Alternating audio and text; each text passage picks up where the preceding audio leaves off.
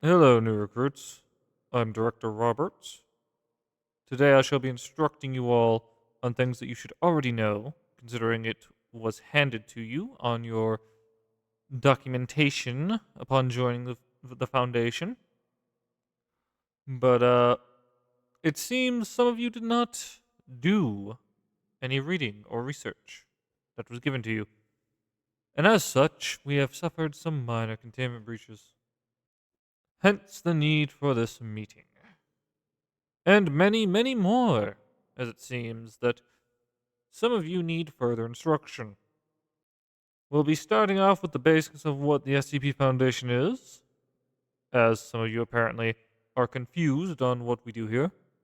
And we shall be going to SCP classifications and the ACS system for classification of anomalies. That's right, I said anomalies. Yes, we're going to be going over what that means. So, SCP stands for Secure Containment Procedures. We do have an unofficial motto that goes Secure, Contain, Protect, but that is not what the acronym stands for. We secure and contain different anomalies. Anomalies could be anything: an item that does not obey the laws of physics, or does something that's not supposed to be able to do, an entity, say a person that can walk through walls, an event, say it starts raining actual cats and dogs, or perhaps a place, say a house that has infinite rooms. All of these anomalies are contained under the SCP format in our database. This database consists of all sorts of SCPs. And the way that we format them is SCP, then a dash, then the number. Now, there are things called SCP-EXEs. These are explained anomalies that are no longer considered anomalous. And there are dash Js. Dash Js are more just us messing around with junior staff. Senior staff write an article, put a dash J on it, and they can mess with their colleagues. It's very confusing, yes, but that's the point. It's been going on for a while and no one has bothered stopping it, so I won't either. Anyway, we shall be moving on to containment classes and different classifications for anomalies. Now, I will be using an analogy for this first bit that only really works for this first bit. This analogy is called the box analogy. Basically, I will be using a box as a reference of containment. How easy is it to keep it in a box? That is each of these containment classes. And that is basically a general understanding of what containment classes are. So without further ado, and the analogy will be making more sense as I go, don't worry. We will start with safe class. Safe class is a classification for an anomaly that is very easy to keep in a box. Perhaps you can just leave it there and do nothing, or perhaps it just needs a guard or a visitor occasionally. Basically, it stays in the box. It can't get out of the box very easily. That doesn't mean it's not dangerous. These are strictly classifications for if something can get out of a box or not, or get out of its containment or not. Next on the list is Euclid. This is a more common classification, as it dictates unpredictability in an anomaly, as is pretty normal with anomalies. Euclid means that it's hard to contain. You could leave it in the box, but you're not sure what's going to happen when you do. It might take some decently high security stuff, or perhaps we just don't know enough on if it will escape or not. It could do nothing, it could do everything, all at once. That is Euclid class. Now, Kata class is another very interesting one, as this one would destroy the box. Keta-class anomalies are very hard to keep in the box. You have to monitor them. You have to do a lot in order to keep them in the box. Or in the containment cell, or wherever the hell you're keeping them. And a lot of Keta-classes are very, very big and very dangerous. As being able to tear apart walls tends to mean you are very capable of tearing apart individuals. Now, the last containment class we're going to be going over is neutralized. Neutralized anomalies are anomalies that are no longer anomalous. Perhaps they died, perhaps they just stopped functioning, perhaps someone broke them intentionally or unintentionally. Either way, they don't work. They don't need a box, other than a coffin, perhaps. That is really all there is to know about neutralized anomalies. I'm sure many of you will find many articles in the database that are only using these classifications. That is because the other classifications that we're going to go over now are all very new and very underutilized throughout older articles, as we have not upgraded the standards on those older articles. One thing for containment classes that you should know is if you see this symbol for esoteric,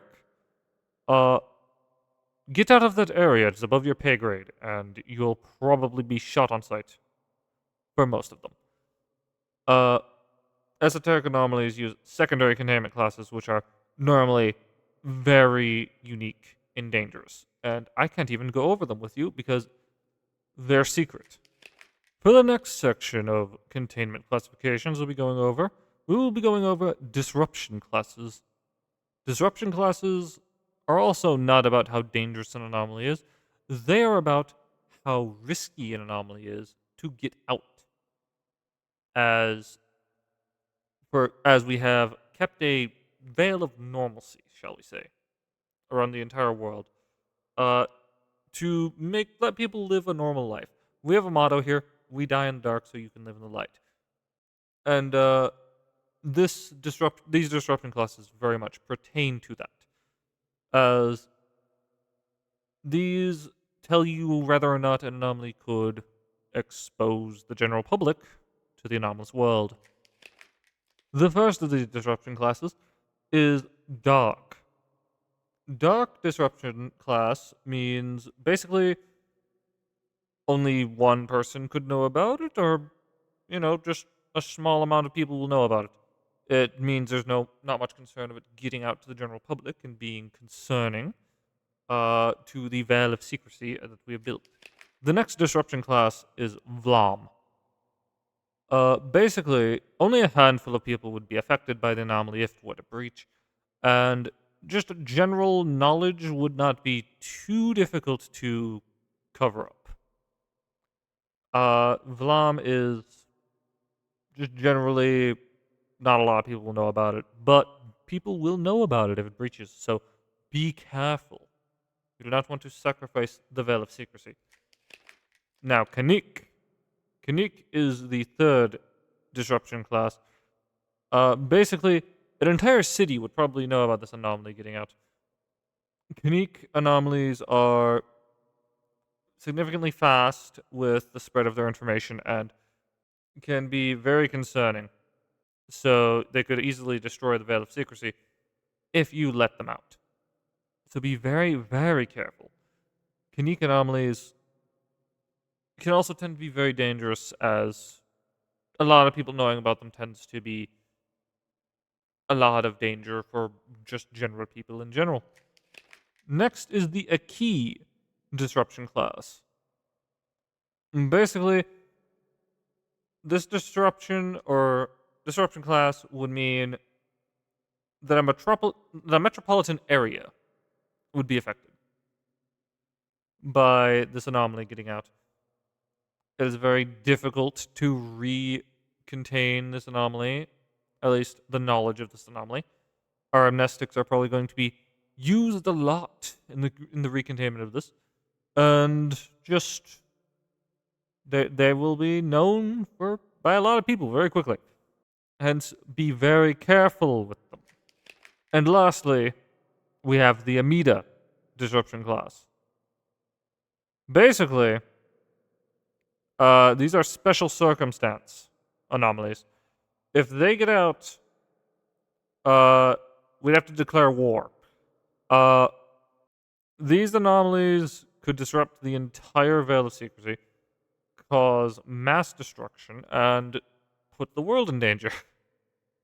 As normalcy would be uplifted and uprooted, and the Veil of Secrecy would be gone. Amida classification is reserved for specifically those that could possibly spread their information across the entire universe. Knowledge of them would be known by all. Yeah, Amida classification, just don't mess with it. If you see an Amida classification sign, stay away, all of you. You're all new recruits, stay away from it. So next is the one that you should all be concerned about, considering we had a containment breach literally not too long ago from one of you not doing your homework. And I know the anomaly that broke out had one of these signs in front. This is the risk classes. Basically, the risk classes indicate how dangerous an anomaly is to the individual. The risk classes start with notice, basically a near non-existent to mild chance of being injured or hurt in any way. No, not really any danger, just watch where you're going. It's still an anomaly. It could probably still hurt you. Just be very careful. Hence why it's notice. The second classification under the risk class is caution. These have a mild to moderate chance to harm you, and their effects can be mildly dangerous, considering they could disform or disfigure you very easily, if not just straight up kill you. Hence why it says caution. The next risk class is warning. These have a moderate to significant risk to the individual and are possible to have moderate effects or major effects from the object. You could be disfigured, or perhaps you could lose a limb. Do not fuck around with the warning. It's called warning for a reason. Next is the classification that one of you decided to ignore, causing a minor containment breach. The danger classification. Danger means there is a significant to extreme risk of being harmed from an anomaly. This means that you could easily die. Something could breach containment and kill multiple people. Or perhaps, as one of you has already found out, it seems, you could lose multiple limbs or even be completely disfigured. Yes, I know who you are. I see you right there in the crowd. Hello. Yes. Do your homework more. And finally, the last risk class, and the last classification I have to go over today anyway, is critical. The critical risk class means that it has extreme, instant, or extremely severe consequences if you mess up its containment.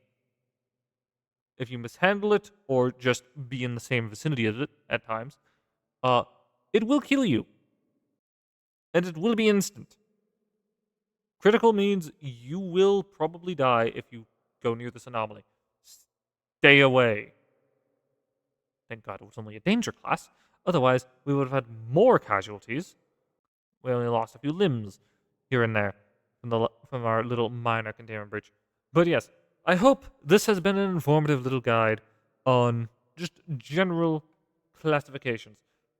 As you know, I am probably dumbing this down for all of you because clearly you were too caught up in yourselves or just didn't want to read the actual assigned documentation. So I had to dumb it down for you to make sure that you got it. Don't worry. The classifications are all very obvious. Just follow the symbols on the screen and you will be fine. Just make sure you remember the symbols. They are very, very important.